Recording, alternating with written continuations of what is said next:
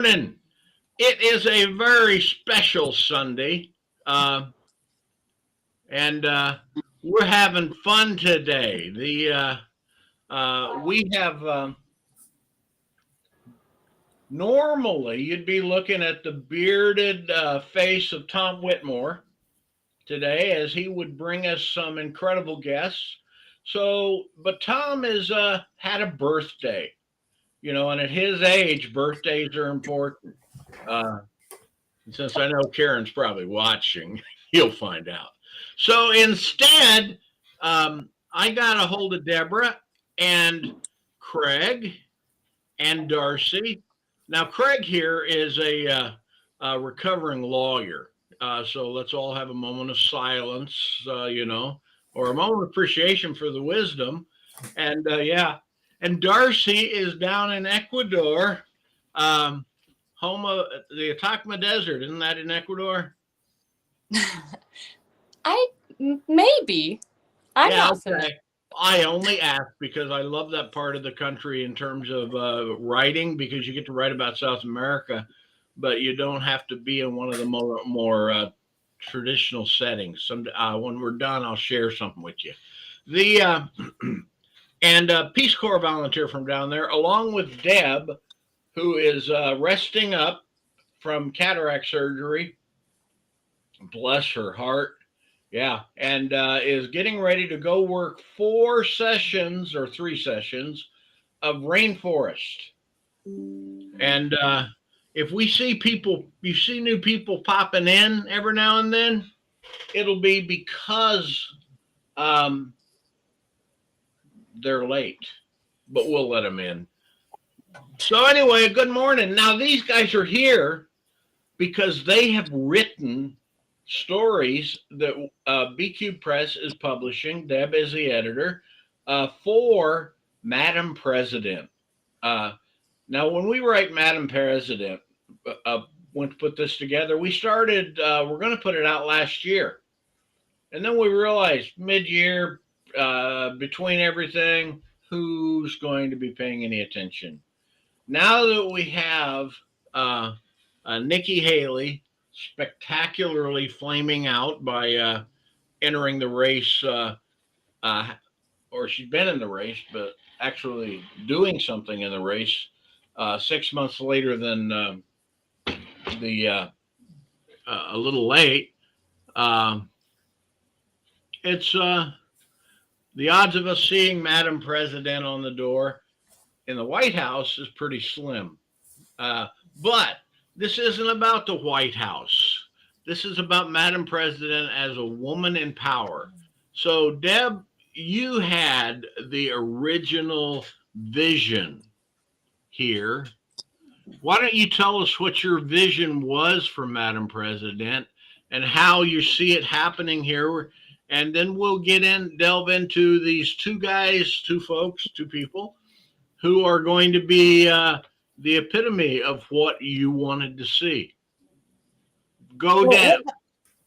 what my idea was literally women in power, not necessarily president of the United States, not necessarily with the title of president, but women who are striving for power or have power or losing power, maybe.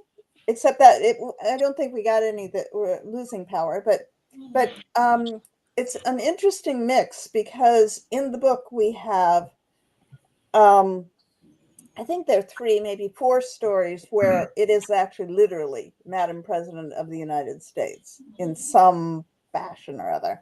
And then we have various aliens and um, a spider queen and a dominatrix and a woman who was in charge of the homeowners association during an alien invasion.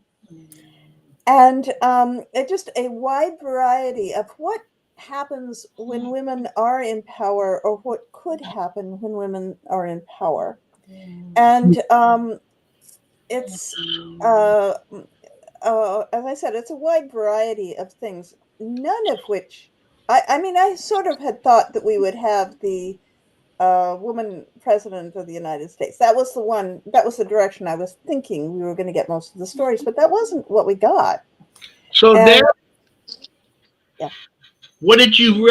You're telling me what you described is basically women under stress. Not exactly, because Okay. women can be under stress and not have any power whatsoever. In charge, women under stress in charge. Women in charge, yes, women in charge, and in different situations. Excuse me.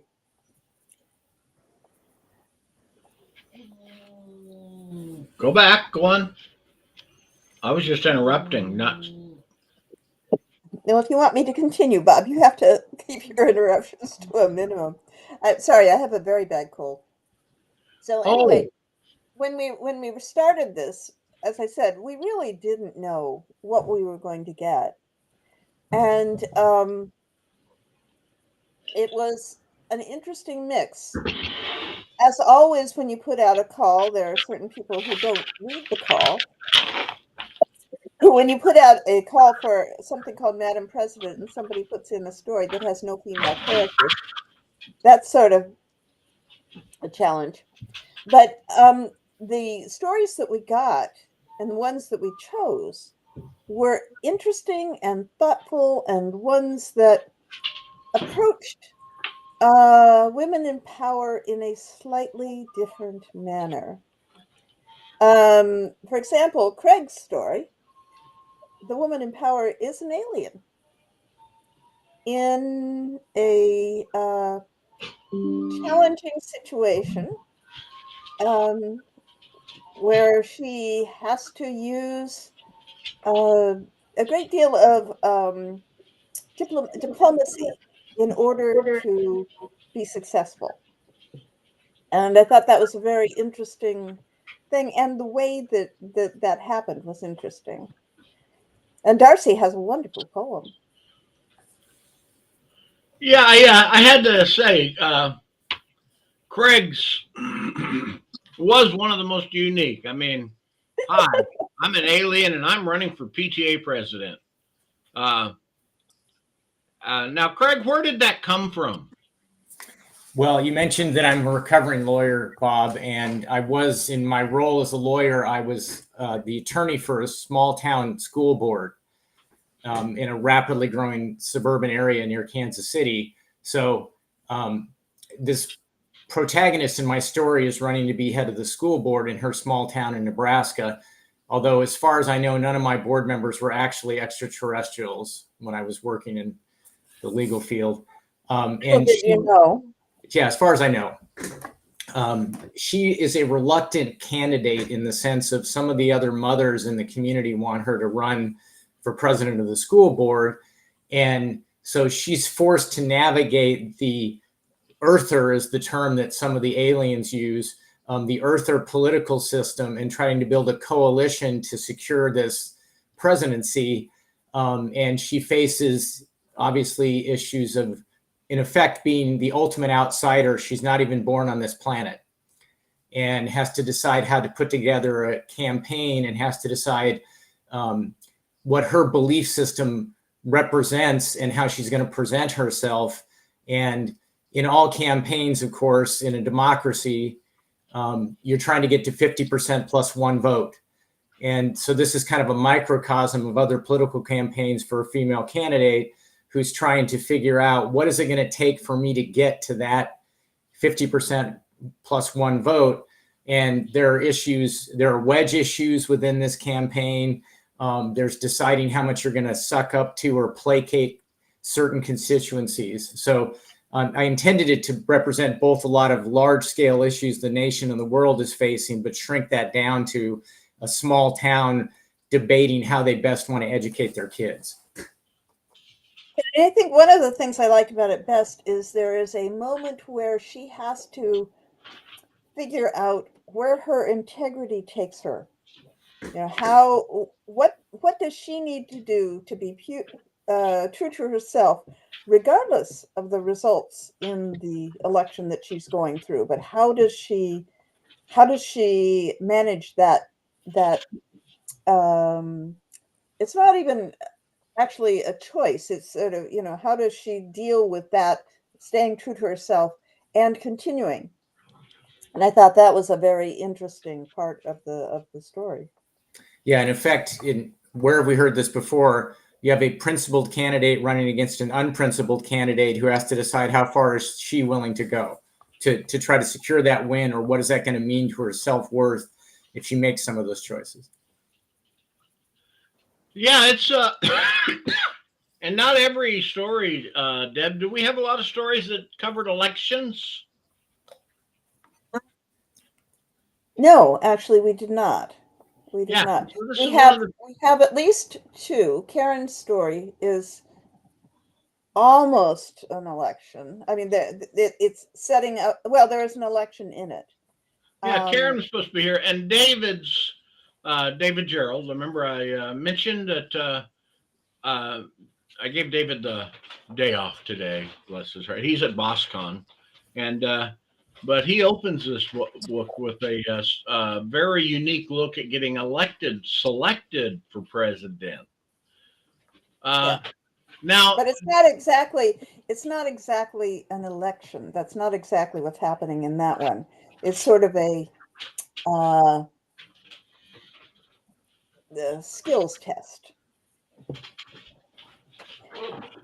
It was just an interesting thing. So, Darcy, I did my you? dog treat bag on the floor, and Oh, there's dear. 4 dogs at my feet right now, thinking I'm God. Well, they do. Mistaken though they are. Yeah, so we don't have a lot of election, but we're one of the, not the only by any stretch, one of the few anthologies out there that we publish essays and poems. We've done a lot of Jane Yolen's poetry which is really great stuff. And so every time we do this, we look for other poets. Now, you mentioned Darcy, you're a Peace Corps volunteer in Ecuador. Yes, I'm Uh, currently here now. We're in Are you Carnival, in so it's Ecuador kind of, now? yes. People are currently partying for Carnival, which is super fun to see. What's your job in What's your job in the Peace Corps?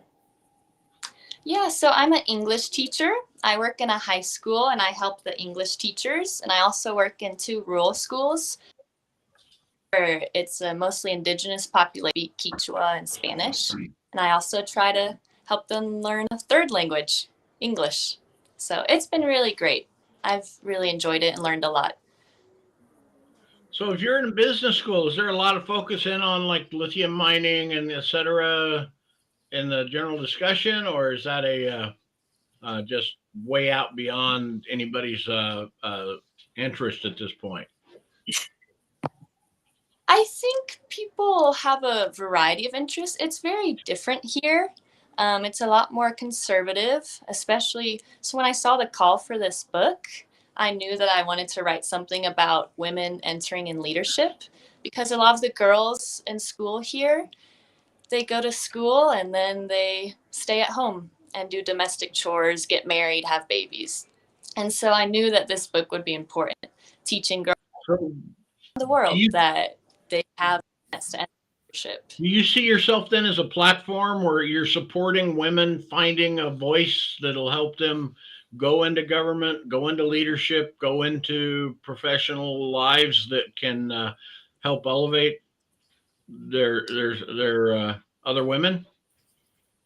Yeah, I would like to try. I've met a lot of amazing young women and girls around the world, and they have so many dreams and potential and skills, and it's just not tapped on because of societal restrictions and gender roles. And so I think it's really something that even though we're seeing an increase in women in businesses and universities, we're still not seeing women as CEOs at the head of the table.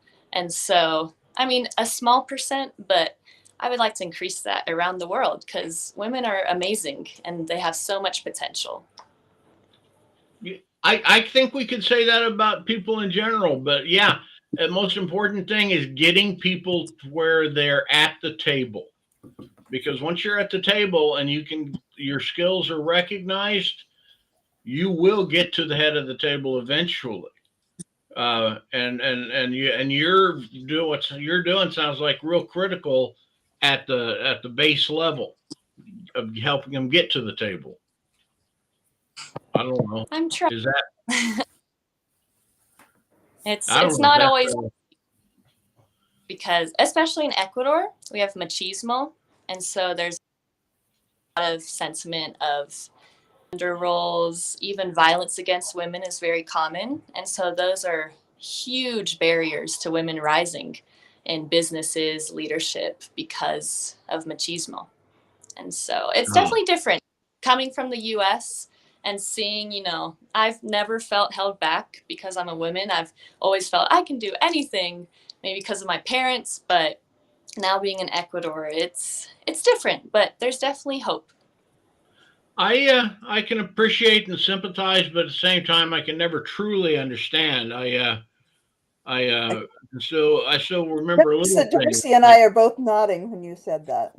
Yeah, little things like when my mom and my 8 sisters collectively led the rebellion that said, "Yeah, we can wear pants to church, and you can't stop us." Yeah, little things like that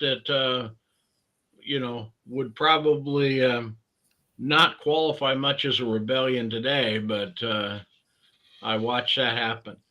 But so you're down in Ecuador doing the good work, and that is good. Now you wrote us a poem. Yeah. Did you not? Yes. So it began every. Now, is there any chance that you have the availability of that work to be able to read us a piece of that? Yes. Well, I'm going to try here. Let me know if you can still hear me. Okay. Uh-oh. She's Just vanished. lost your screen. It's the rapture of the Peace Corps volunteers. Oh, no. So you couldn't hear me? No, your screen went black.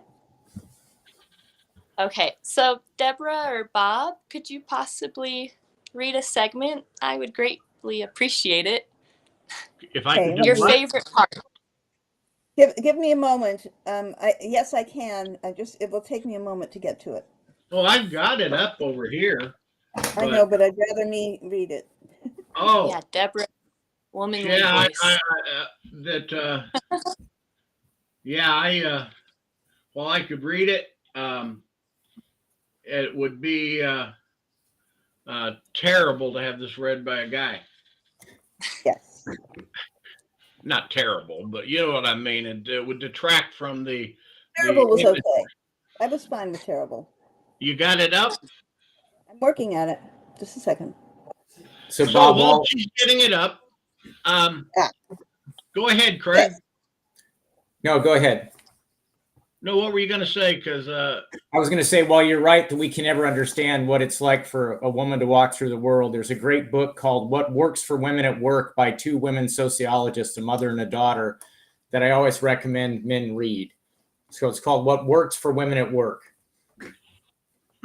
Well, I tell you what, there's a thing called private chat there. Why don't you, if you've got a link to that and put it in the private chat, I'll get it out here on the other piece, on the primary chat, because I think you may be able to get there. I'm not sure. It varies by medium.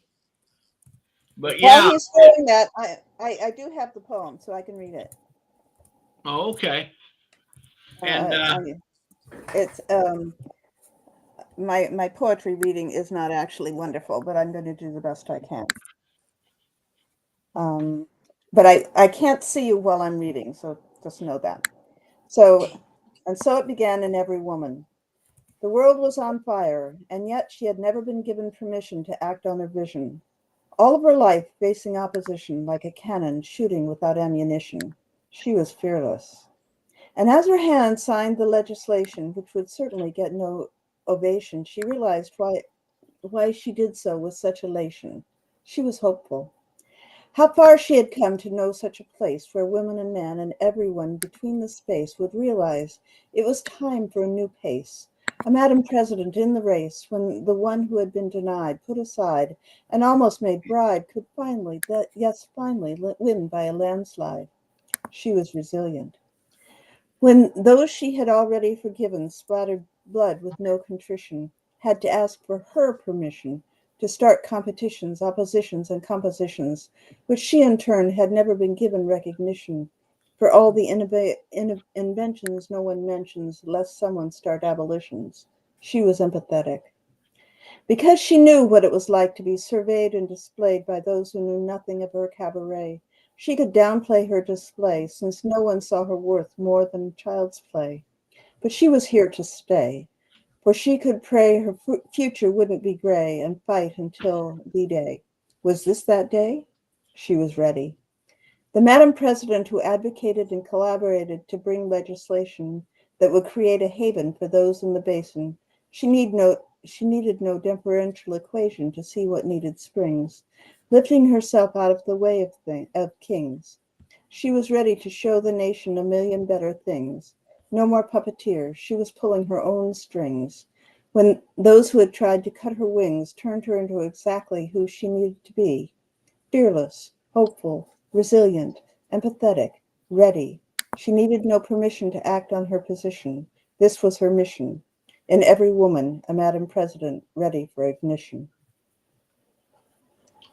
That was, and that's a wonderful piece. Great poem. It's even better when I read it, actually. I mean, I liked it in the first place, but reading it's one that actually does well to be read aloud, frankly. It's even better read aloud. Yes, it is.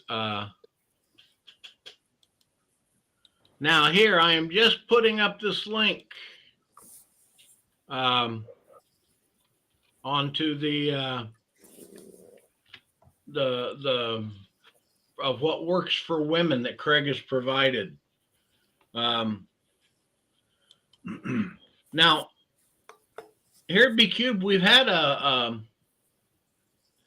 there's one thing that I have discovered, and I will say, and then let you guys say something about if you have something to say, is the concept of allies.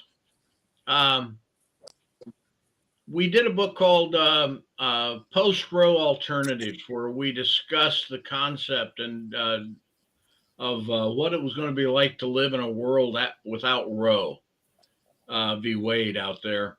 And one of the things that made me stand up, take note in that book was the number of times we realized that the fathers, the sons, the brothers, as well as the sisters, mothers, aunts, were all allies in what is a horrible effort to make decisions for other people. Now, I got to imagine that down in Ecuador, abortion rights are not even debatable. Would that be a factor? Yes, it's not. And even sex education isn't really a thing. Condoms aren't available. So yeah, I it's mean, difficult. it's in countries where would it be fair to say religion dominates a lot? Oh, yeah, definitely. Ecuador is a very Catholic country, so it's very conservative, very traditional beliefs. And so that fits well with machismo as you described it. Yes. I mean, someday we're going to have to have you come back and build a show around these concepts. You know, the tools of oppression are many, but right now, Bob, I have a thing that I'd like to point out for a moment. Go ahead. So I was looking, actually, when I go to read submissions, I read the submission. I don't look at who wrote it. I don't look at anything else. I don't actually look at the title either, but I just read the story. And it turns out what I thought at the beginning was that this was going to be a volume of stories by women for women. That's what I thought. But since I didn't read with that understanding, so I didn't know who wrote what. Turns out it's about half and half. I just counted it up, and I hadn't counted it before because that wasn't what I used as a criteria. It is the story, and I'm not paying attention to the gender of the person who did it. But I think it was interesting that we had 10 or 12 or whatever it is, half of the stories were from men who are people whose names look male. I don't actually know because I don't know who these people are for the most part. That they were sensitive enough to be able to write a story that I thought worked well for this. Now, when you're talking about science fiction writers, often we're writing stories about aliens and who knows what that may have 4 genders or 17 genders or 1 gender. So that a certain flexibility is needed. But I thought that it was interesting that it did turn out to be half and half because, as I said, that had nothing to do with what was chosen. Yeah, we try to here at BQ Press. We don't let whether or not you're a male or female, gay or straight, white or black, drive our selection process. We try to focus in. No one can be absolutely perfect at it on the work, and that's why we have a lot of fun. Now, Craig, tell us, what else do you do in terms of your writing? I think you mentioned a couple things, but what is going on in Craig world as far as writing? So I'm finished up a historical fiction novel, which is set in London right before World War II. And my protagonist is a woman police constable. And at the time, they were finally starting to let women move up in the higher ranks. The wrinkle for her is that if you know anything about World War I, when all of the men left to fight in World War I, the few numbers of women police were given enhanced powers and were able to work on more serious matters. Then World War I ends, the men come back, they fire most of the women police and essentially don't let them continue to work on those more serious matters. So she's seen the top of the mountain when she was serving in World War I and then kind of got kicked off it again. And now she's back facing another war where she knows that if there's another war, then she's probably going to get back into being able to work on some of these cases. That's not really the way she wants to get that opportunity though. And the gist of the plot is she's faced with a dilemma of needing to track down a Jewish refugee who's in England and send him back to the Nazis. So that's her moral dilemma that she's facing within that, while bumping up against all the strictures of the very much male-dominated London police system and society at the time, right before World War II. So I've been working on that for a while, and it's an interesting balance when you're writing a historical fiction woman character, in that you want an empowered character, but you have to stay within some of the bounds of plausibility for what she is able to do. So you have to kind of look for gaps in systems. So again, while stating that I can never know what a woman experience walking through the world is, when you're writing that and you're looking for those gaps, I think it does give you a little bit of insight about how do you work outside the normal structures sometimes when you don't have the power to try to achieve some of the things you want, which is obviously something that women often have to figure out is, okay, the normal power structures don't work for me and what I want to be able to accomplish.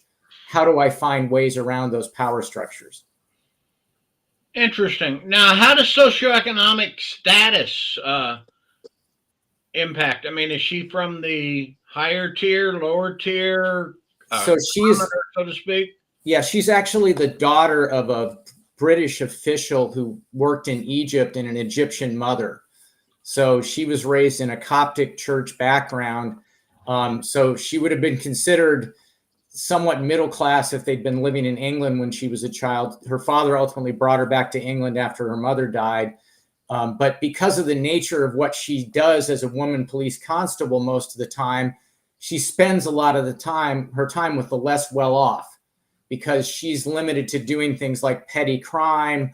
Literally, I'm not making this one up, the women officers had duties of cataloging ladies of the evening, where they would write descriptions of particular women and what they were, where they worked and everything else. Like they had produced a catalog of them so they could track them down and arrest them in some cases. So she's very sympathetic towards the people in the neighborhood she works in that are less well off. But again, dealing with the power structures, she has to deal with higher level authorities, to your point, Bob, who may come from those higher social classes, and even some of her superior officers that she has to try to navigate things with.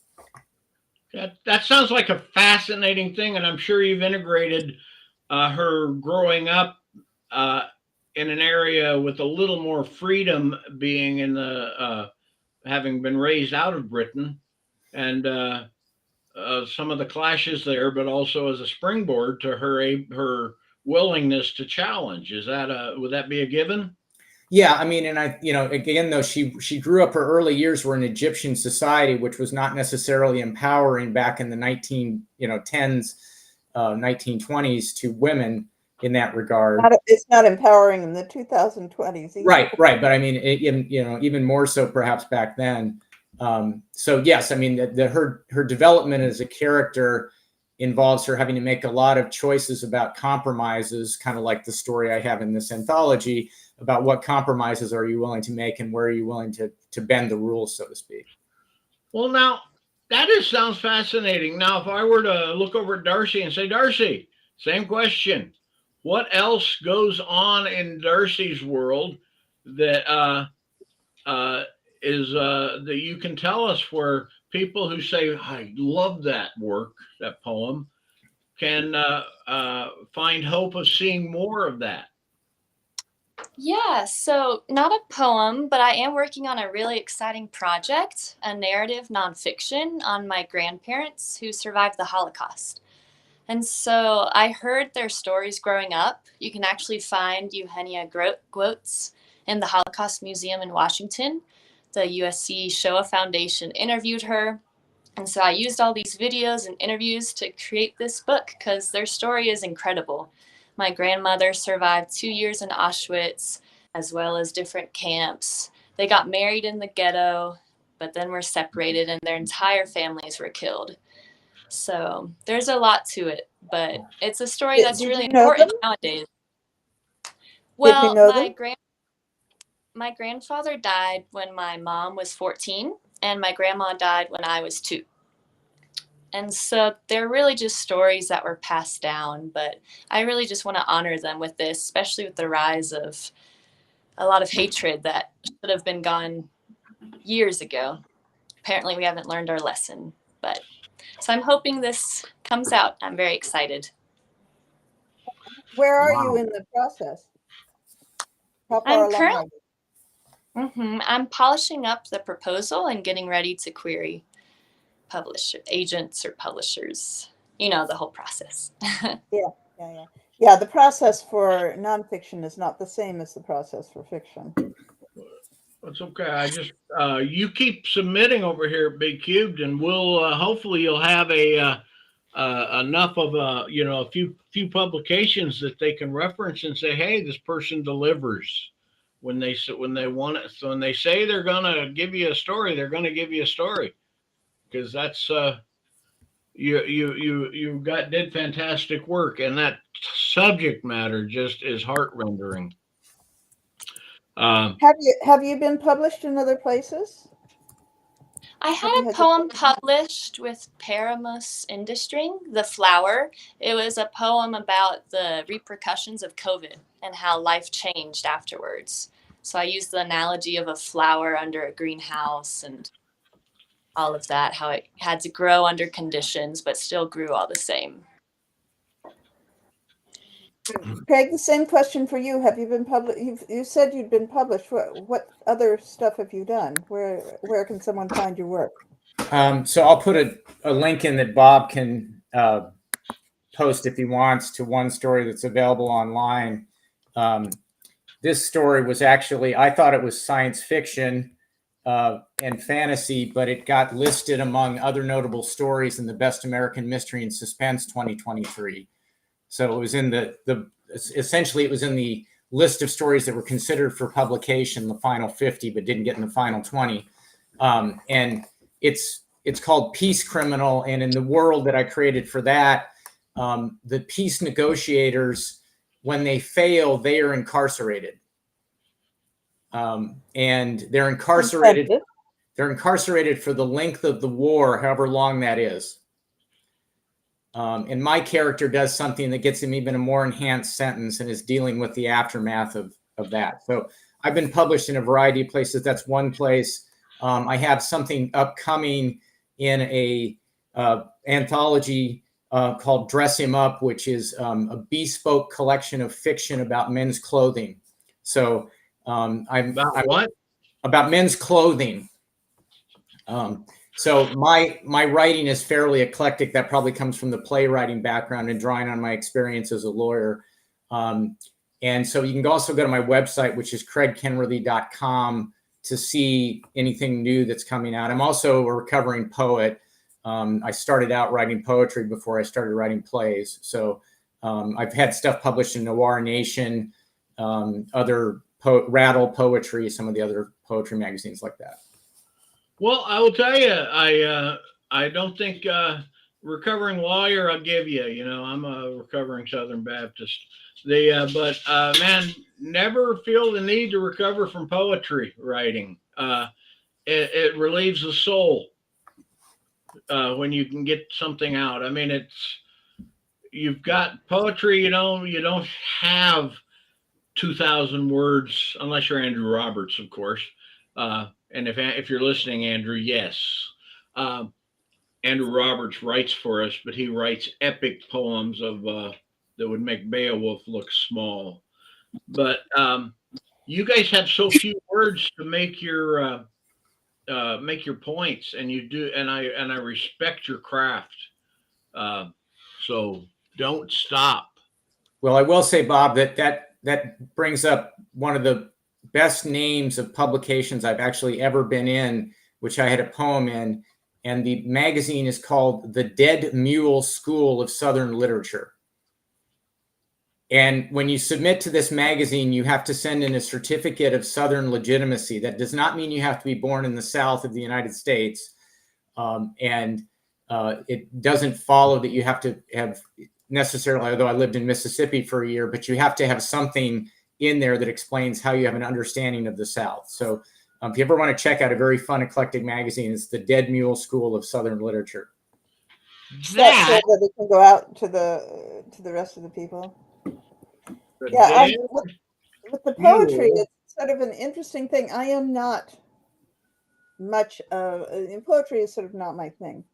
But when we have submissions that are poetry, I'm the one who reads them first, because if it's a good poem, then it gets to me in a way that if poetry were my thing, I'm not sure that it would do it. It has to be a really good poem for it to make an impression on me, which Darcy says. Thank you. Yeah, that is see, I'm not a what I would consider a poet. Most of my poet was the high school sophomore angst poetry, and you guys know what I'm talking about. And I think the height of my poetry was "Run, run, run, you have to hide the gun." That was the first stanza, and it went downhill from there. I do have one thing I will occasionally do that's fun. When I reject poetry, every now and then I will send a rejection in Oh God, what is the 575? Iambic pentameter? Huh? Haiku? Haiku. Haiku. I will send a rejection in haiku. I'm Poetry sure never that meant to be cushions the published, loss. but I think is somewhat respectful of a poet. You know, if you think enough of their poetry to give them the haiku rejection. Um, and I've never had anybody send me hate mail over that. But I am I'm fascinated by poets. So guys, uh, do you have any short poetry that you have access to right now, Craig? Yeah, regardless of whether or not you published it with us, which since this is your first publication with us, I doubt. Um, uh, Sure. would you? I'll let you get us an example of that, or ask you to. I don't let anybody do anything. I beg them to do it. Kind of like Deb has her next book coming out from us that she's editing is going to be what's the name of that? Alternative leadership. Alternative leadership. Yeah, it's 2 books away after Scott's Planet, which I start work on here very quickly, and um, Southern. Bless your heart. Yeah, it's what it's called is it's Alternative Truths, which was our first book, but this is Alternative Truths Southern Edition. Bless your heart, bless their hearts. And Craig, I don't think anybody these days needs to know what the Southern expression "bless their hearts" really means, but the South seems to epitomize so much of what is um, wrong in our culture. I mean, like right now, they're trying to set it up so 14-year-old kids can work in Arkansas on roofing jobs. 16-year-olds can serve liquor, you know, because that way they can justify paying them less. I do love this world. Anyway, Yeah, it's Craig, it's an what you interest got? it's an interesting thing about the South in that my long ago ancestors went to North Carolina from England and in the 1600s, and there's some data that shows that the settlers in those counties in that part of the South that had an honor culture, so to speak. So think Scottish, Highlander, etc. Even controlling for other variables, the murder rates in those counties were still elevated 200 years later in the US if the original settlers had been part of that honor culture. So think about how things echo historically, that still continues to echo. Do you want me to do a short poem, Bob? Yes. So this is from Noir Nation, which is a magazine on international crime fiction, but occasionally publishes poetry. And it was in their Golden Fedora Awards. It was recognized in the Golden Fedora Awards that they have periodically. And this is called "In a One Funeral Home Town." You can live with residents' nervous jokes whenever they visit the assisted living. But then your friend, the coroner, brings you a child, a daughter he doesn't know is yours. Because it was a one-time thing, and you and her then married mother agreed to say nothing until the girl was older. Her mom, coma locked on the hospital's floor, can't tell you what to not say now, or even anything about the make of the car, but you know enough to know how fast it must have been going.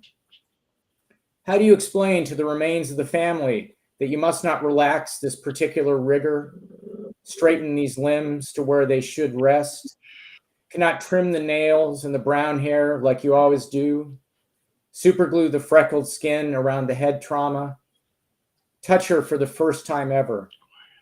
Instead, you say nothing and showcase linings to a distant aunt, rattle on about graveside options, because offering the whole thing for free is an invitation to too many questions. Cutting again the low price you already quoted, because that same aunt keeps on asking you how much cheaper it would all be to just use the fire.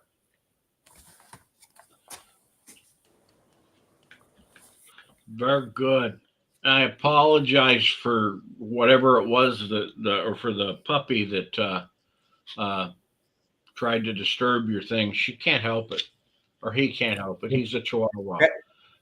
That poem is a good example of a story idea that I couldn't make work, that maybe you can make into a poem, because I had an original idea about a guy and a funeral director in a small town where he's fathered this girl and no one else knows except the mother. It's his daughter, and then she dies. So that was the gist of the story idea that turned into the particular poem. Well, Grew up in a one funeral home town, so I'm actually familiar with the thought.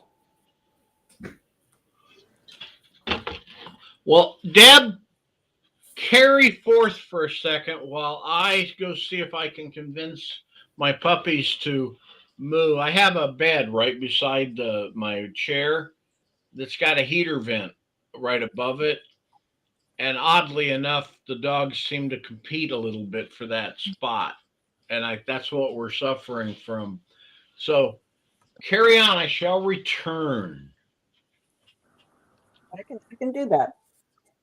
So with Bob, I started my publishing career started with Bob, and we were at a writers retreat called the Rainforest Writers Retreat, and he got up early. I got up early. We were the only ones in the room, and he had made brownies or something. Anyway, he'd made some food, and we just sat and talked. And this was just 2016, I guess, or 2017. So it was just after Trump had been elected. And he felt that it was important to have something written about this and have stories about this. Particularly the phrase alternative truths had been said. So he decided, he'd never published a book, been a publisher. He decided he would do alternative truths. And I had never submitted a story, and I did, and I didn't get in it. But he said he liked my story. So then he decided to do more alternative truths, second book. And I didn't know squat about any of it. And I said, well, can I submit the same story? And he said, do the best story you can. And if you need to rewrite pieces of it, that's fine. Turn in the best story. And I think that that's sort of what I've done since then. It's the best story I can. And it worked out that I was in the next two books, More Alternative Truths and Alternative Theology. And then I don't remember quite how the conversation happened, but I said, this is a really interesting thing. And he said, well, you want to help? And that's how I got my first editing job, because he had said the best thing to do to improve your writing is to become a slush reader. Read what gets sent in. So you're reading what's sent in, the good, the bad, and the ugly. And some of it's very ugly. So I did, the best I could, and found that I really enjoyed reading the stuff and the discussion about it.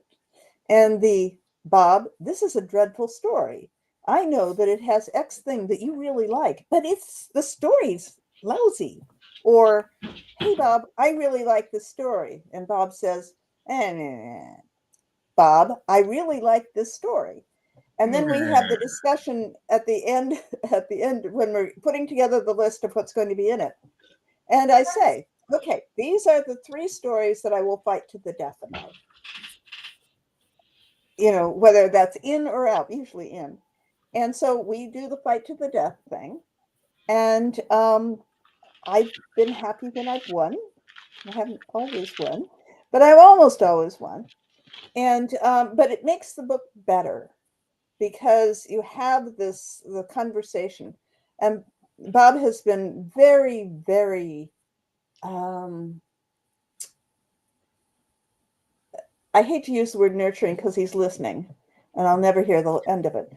But he has allowed me to sort of become, part of this whole thing.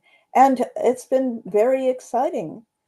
And as I said, it has, so we put out the call. This book is mine. This is the one that my heart was for. I wanted to do the Madam President. That was important to me. And Bob said, okay, we can do that. And it's a lot of work to do it, but I feel privileged to be able to do that. But so anybody, if you're listening and you're a writer, poet, who is a writer, but just to be clear, if you want to get better at your craft, one way to do it is to see if you can help with a magazine, help with a book, whatever, and read Slush. We have several Slush readers, that one of whom I trust implicitly. And when he doesn't like something and I like something, I go back and read it again. Or if he likes something and I hate it, I go back and read it again to see if I can find out what he was looking at, what made him like or dislike that specific story, to make me think again. Now, this is a man who is a Slush reader. He, I think we credit him in the preface, but he's not. He does it out of a love for the action. But it's been quite a wonderful experience, except for fighting with Bob, which actually is sort of wonderful in its own strange way. Yeah, I would second that, Deborah. I used to serve as one of the first readers for a poetry competition. And it's a great way to read a lot of other very different and diverse writing than your own or the favorite poets that you have. You have to read everything, right? And you have to take a hard look at everything and see, is there something in here that means I should suggest they elevate it to the next level? Or is this just something, but most poems have some small spark in them that you at least can zoom in on, even if the whole poem doesn't work and isn't ready to necessarily be published. But I think that is a great recommendation, and it's also obviously, it's a good way of giving back, and it's a good way of understanding in a small way might be going through the heads of editors or other readers when they're looking at your stuff. Yeah, it's one of the things that I have definitely learned as an editor is when somebody puts out turn it in like this, in this format, with this topic, please understand that and work with it. Because if you send me something that doesn't do that, like the person who sent in I can't remember whether it was a story or a poem, which was white print on black, I'm going to start out with a grump at the beginning. And you don't want me to start out with a grump at the beginning. If I get grumpy after I read it or while I'm reading it and find it doesn't work, that's fine. But if you put it in the format that I'm asking, then that disappears. If you've ignored the format that I'm asking, that says something to me. That says, okay, if I want some edits here, change a word here or emphasize this or whatever, how willing is this person going to be to work with me? What are they, how much are they going to be willing to say? When we actually had a big ask with somebody where Bob thought it would be better in first person than in third person. I liked it in third person just fine, but he thought it was a better story, and he was right, actually, but I'm not going to tell him that. But the author, who is a wonderful woman, was willing to work with us. She did rewrite it in first person. It was a better story like that. But if you have somebody who's ignoring what you've suggested, when all you're doing is asking them to put it in this font and in this format, then the question is, how's this going to be? How is this going to, because it's a process. as you two know, we don't actually say, hey, this is wonderful. Don't change a thing. It never happens. We always want something happen. I believe I added a period in one of the ends of your sentences, Darcy. But there's always something, a little something to make it sharper, to do that. Now, I don't reject based on formatting, but it starts me off in a less accepting mode, but we don't reject because of that. But my meter starts at a different spot. I have definitely accepted stories where the formatting was so far away from what we asked for. The story was good, and that's what I ultimately decide on. So we don't reject because of formatting, but it just, as I said, it starts me out with a grump, and I'd much rather start out with not that. So, just a thought. Now, I guess we may have lost Bob. I see that he's posting in the commentary, but I don't see him anymore in this. Oh, there I'm he is. here. I just, I had, it took me a moment. I got stuck. I was listening, but I was stuck outside. My head had swollen up to the point where I couldn't get through the door to come back in. And so as soon as the swelling went down, I came on back in. That was when I was saying how hard you were to work with. Is that what it was? Say that again. Was that when I was saying how hard you are to work with? Oh, gosh. Say that, Let's Bob. be I blunt. didn't say that. We're all, everybody is got some level of difficulty to work with and some level of ease to work with. And the key to working with anybody is finding a willingness to seek common ground and to steal the old seven habits is seek first to understand and then to be understood. Because if you cannot understand someone's perspective, understand their story, understand what they're trying to get through, understand their poetry, understand why they like this story, then you are not in a good position to make a decision. And I think as a lawyer, Craig probably understands that you have to understand your the argument of the people you're dealing with in order to counter it if necessary, or to say, "Damn, I wish I'd have thought of that," and quietly fade into the background. Of course, I don't know if lawyers ever quietly fade into the background. Do they, Craig? They don't like to, but ideally, it's sort of like taking edits. You may not like to do it, but sometimes you should. Yeah, because there's one great thing I know about life. People are not dummies. And some of the most um, reprehensible people I know are the people who assume that nobody could possibly be as smart as they are and have as much insight as they do. Um, because if you just shut your pie hole and listen, you learn a lot. Um, But that also applies to editing, listening to edits. You said earlier, Deborah, about the formatting thing. In a different context, I gave someone advice once where I said, you need to have a well-deserved reputation for being someone who's easy to work with. yeah.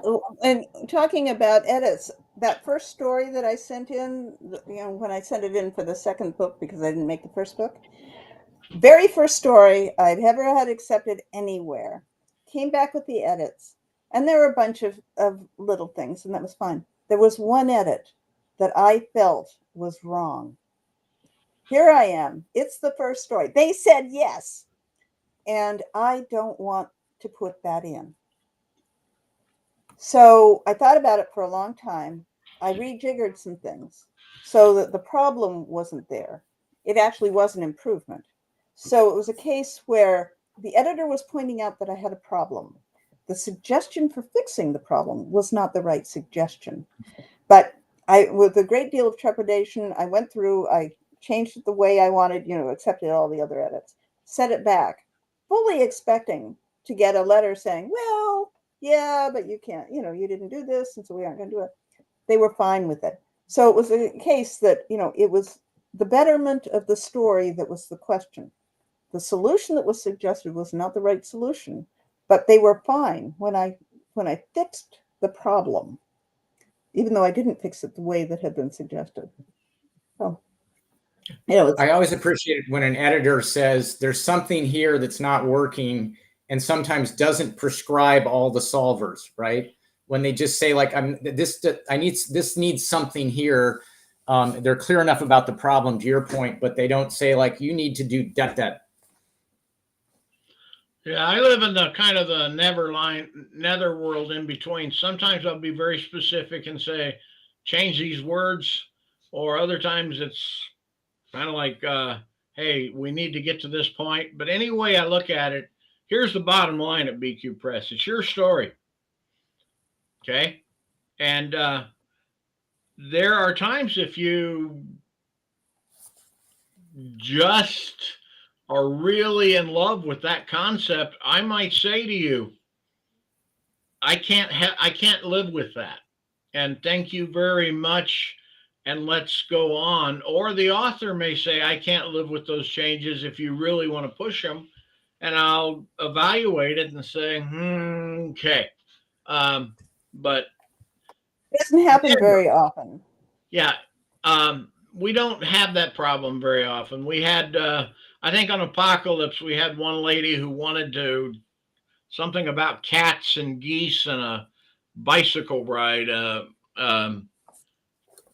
I don't It had the fundamentals of a very good story, but she had an obsession with cats that just made the story unreadable. And she was not willing to take out a single cat. Yeah. I mean, so that happens. Oh, yeah. Oh, no. Do you have an obsession with cats there, Darcy? Oh, no. I actually despise cats, so I hear you. I'm sorry. I've been known to say words to the effect of, I hate cats. Yeah. And Bob, you have how many cats right now? I have one cat. My cat, that he lives in the garage, in the shop.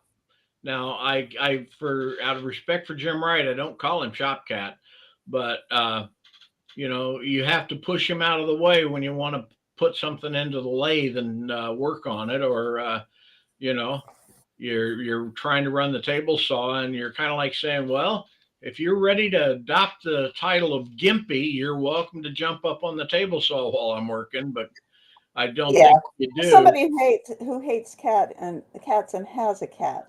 Mm-hmm. I tolerate a cat. I had a tenant, bless his heart, who abandoned this cat in a house. When I walked into the house, the cat or the kitten living there with its mother, who had brought them in a squirrel to feed her kittens.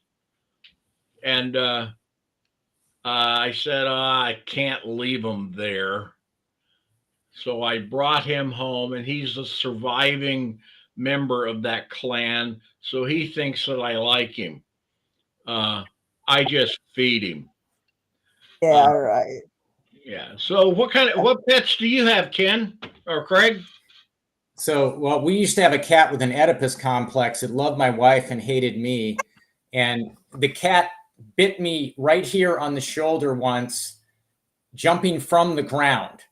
He went for my face and missed and bit me in the shoulder before tumbling to the ground. He would try to trip me occasionally. So I'm glad to now have a older senior female cat who the only thing she does to me is wake us up when she doesn't have enough food. Oh.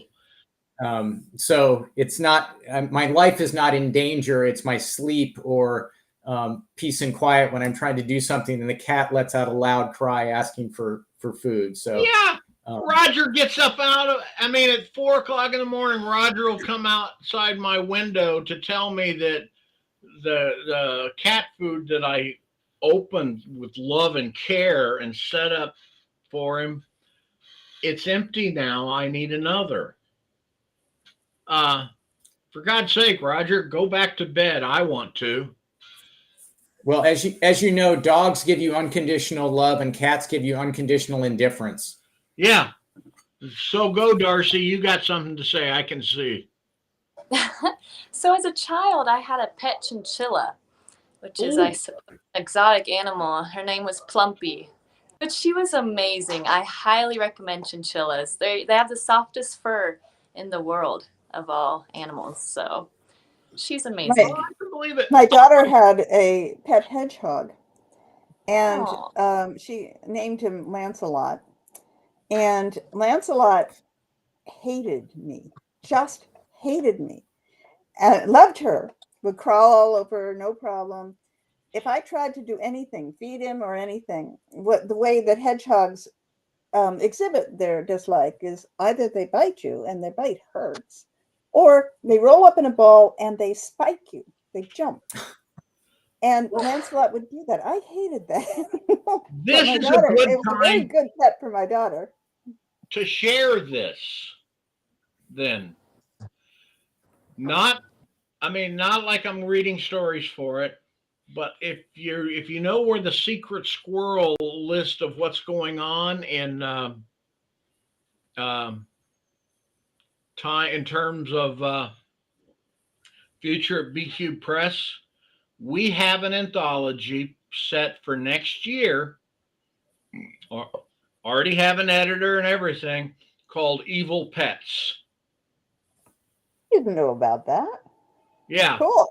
I mean, so you guys heard it first. Outside of the only people that have ever really talked about it is me and the editor, but everybody knows about Evil Pets. That your dog is really a Satan spawn, and such. Now, I saw that. Not to break a subject, but we're coming up on the end, and you guys have been really great. Is that Liam Westcott said, Bob, you could do a whole Sunday morning discussion about editing and the world of editing. And part of that discussion today is fascination. Today is fascinating in its own right, you know. But yeah, there's a whole lot to editing, and when you get an editor where the editor's ego is the biggest part of the editing, you got an editor you can maybe slightly, just bow down, put your forehead on the ground, tug a forelock if you have one, and back away slowly. Because it should be a collaborative and enjoyable work environment when you're entering into an editor. You should never dread an email from an editor, or you should never dread an email from an author. And I find that I don't, and I try and keep it that way. And so, yeah, Liam, we can probably do that in the future somewhere, because there's an interesting thing I can say about writers. You heard Liam's discussion. I am writer type X. This is how I like my feedback. I am confident that if Darcy were to go in and give her vision of what she likes in feedback and how Deborah likes her feedback, we're going to find a whole bunch of different styles of feedback. And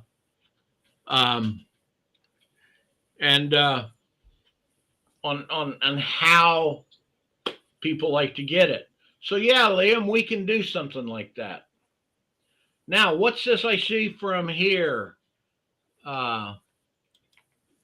Something about a Quetzalcoatl.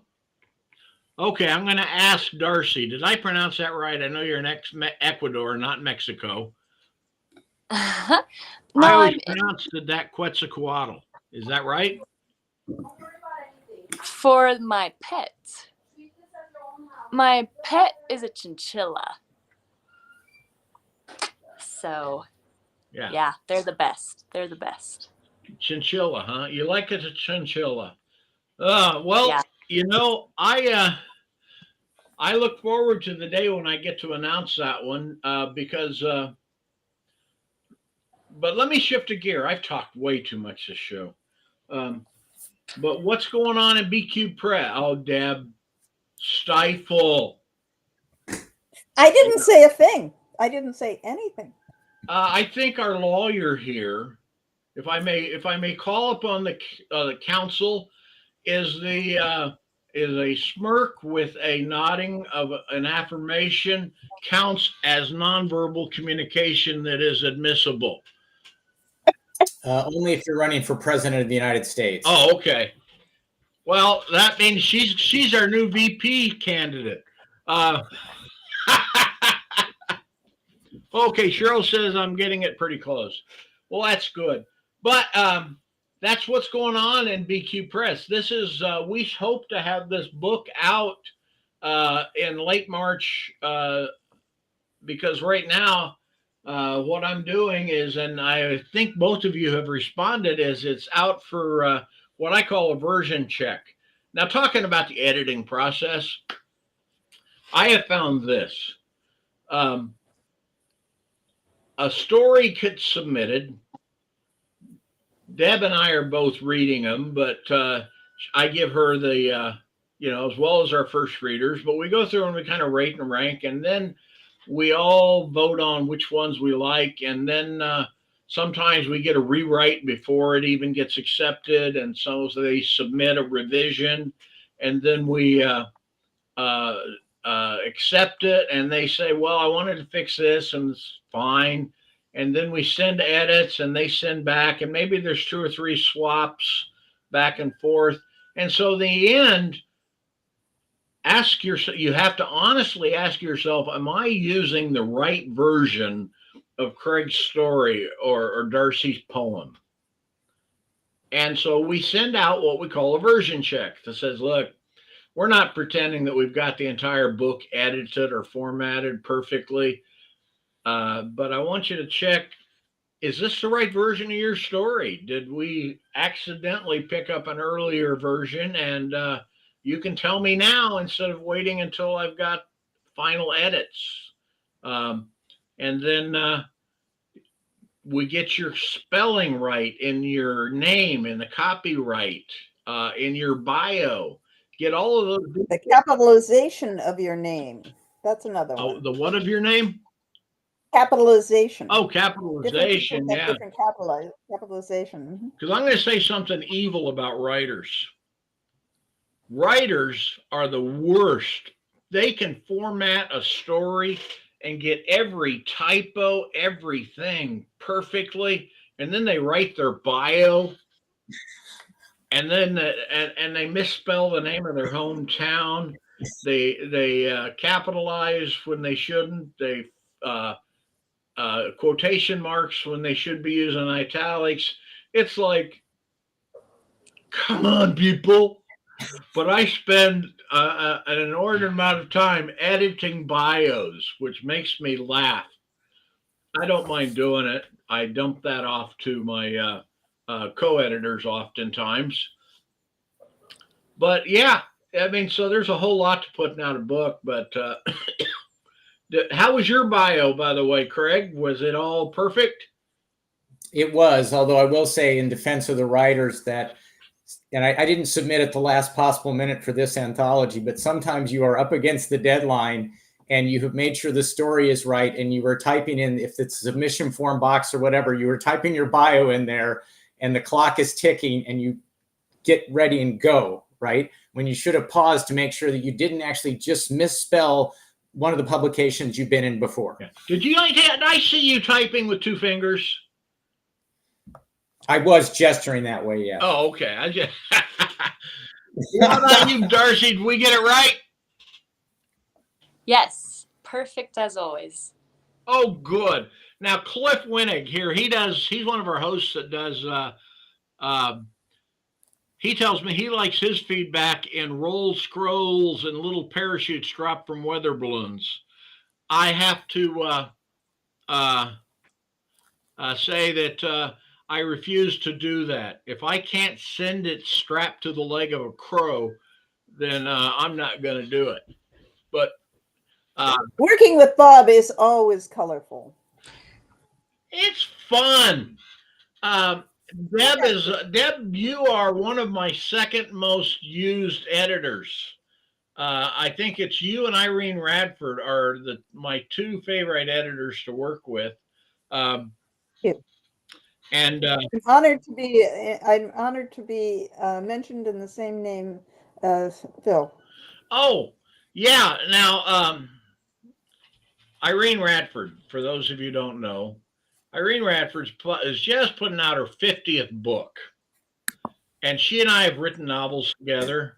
And she is she is a great editor. She runs an editorial service anytime anybody ever wants to take her check in on that, send me an email and I will our message. And she's on Facebook. You can get to her.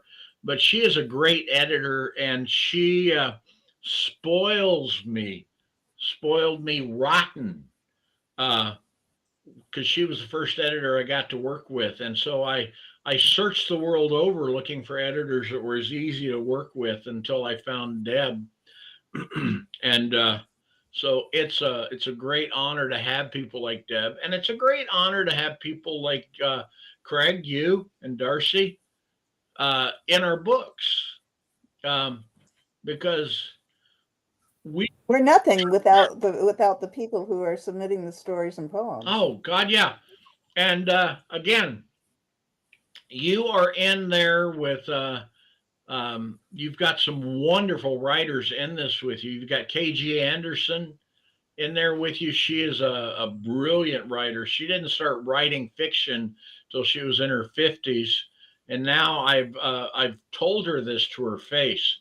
She's one of the few people that if I see her name on the submission, I can send an acceptance for that submission without reading the story. And there ain't many people I can say that about. And editing her is such a dream, because it's usually, well, maybe this period should be a semicolon or whatever. I think it's usually like 3 edits for a 10-page story. And on your story, Craig, you may have noticed, did you feel the edits were heavy? No, I didn't. But I have to give credit to my first reader here, that the first version of that story, I gave it to my wife and she read it and her response was, "It's okay."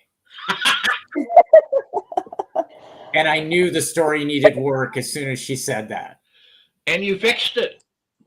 Yes. And we bought it and sent you a few light edits, and it's getting published next week. I mean, yes. And there's nothing magic about being published, except for the fact that, you know, it's work that you took an idea, you turned it into something real, you gave that something to somebody else to look at. They said, yeah, I can accept the fact that this is good.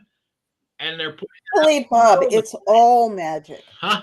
With the authors putting them, it's all magic. The authors are putting the magic on the paper, they're putting the stories and the poems together, and then it all comes together like magic. There's a lot of work that goes into making the magic happen, but it is, in its own way, a type of magic. Yeah, what she said. Now, Craig, any closing comments? Just to say, I've really enjoyed writing this story, and I'm so glad that you all put out this particular call. It was there were a lot of other ideas, and it ended up settling on this one, but it was just a lot of fun to write for this kind of call, and thinking about it. And I've not gotten, even though I've got the version for version control that you sent, I haven't gotten to read everything yet, but I'm really looking forward to reading all of the other stories and poetry in this collection. Well, thank you. I am too. I'm sorry. And Darcy, any last words from you? Yeah, I'm just super excited to see Madam President out and see what impact it can have, because I truly think that it has some good stories and poems that can inspire young girls. Well, thank you. And I would urge everybody, and I don't often plug old books, but if you find yourself interested in the concept of what women can accomplish, what society and women interactions, Post-Row Alternatives is a good book to read from BQ Press that will tell you how we address and consider and see that kind of thing. And that said, Deb, any last words? Just when we put out a call, I just hope that people will be writing for us because I love to see your work. Yeah. And that's good because I made a promise. Last year I bought a house in the middle of editing and writing, and then I had to go on a month-long book tour. And for the first time since we started, we went a calendar year. It's going to be 14 months actually between publications, and don't want that to ever happen again. But we are of a commitment that we will not be putting out new calls until we get the next 2 books out, because this one took too long. And I accept that and appreciate all of y'all's patience. Yeah, it was nice that the authors hung with us because it was a long time from acceptance to now. Because we deliberately delayed this book at one point. And Cliff Winnig is going to be with us next week, 3rd Sunday. Yeah. And I don't have a note here as to who his guests are, but it's going to be good. And also, one other thing. Thank you for all of the and 3 weeks ago, we found something happening that we'd never had happen before, and I considered it success. We found trolls who will post stuff on our chat, and it's brilliantly, it's fun to watch how they come in, and 2 or 3 people later will say, you got a troll there. Yeah, so it's a mark of success. And thank you guys, and I wish Craig, and I wish you and Darcy both the greatest of success in your writing, and I hope to see you again. Okay. Thank you all. All righty, and I'm going to say goodbye.